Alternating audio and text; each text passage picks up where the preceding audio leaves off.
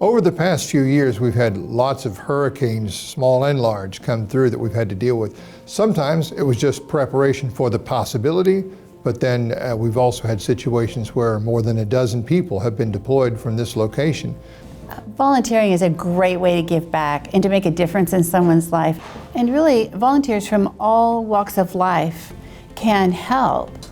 During Hurricane Katrina, a hot meal was hard to come by. My buddy told me about 2 o'clock the Salvation Army truck's gonna come by, you're gonna get a hot meal. It was the best spaghetti and meatballs I've ever eaten. And that meal at that particular time was it meant so much more to me than you would ever think a meal would. And I always remember the Salvation Army for that and what they did for us at a time of need. I would say to someone that's thinking about volunteering that it would be a very life-changing experience.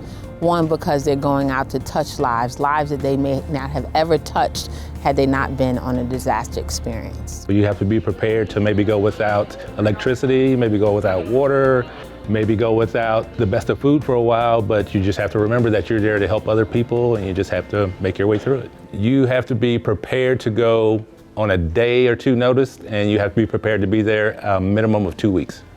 When you watch it on the news, it's totally different when you're out there actually present with the people. Just be prepared to expect anything. The most people you do meet is the ones that come up to you, but like, we just lost our whole roof and they need tarps. That's all they need. Sometimes they don't even want a meal, they just want a tarp.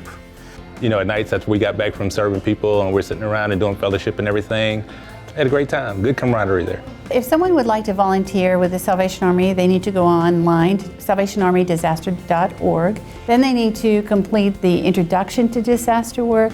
Then we continue to provide classes for them, Serve Safe, Safe from Harm, then finance, public relations, the whole array of opportunities.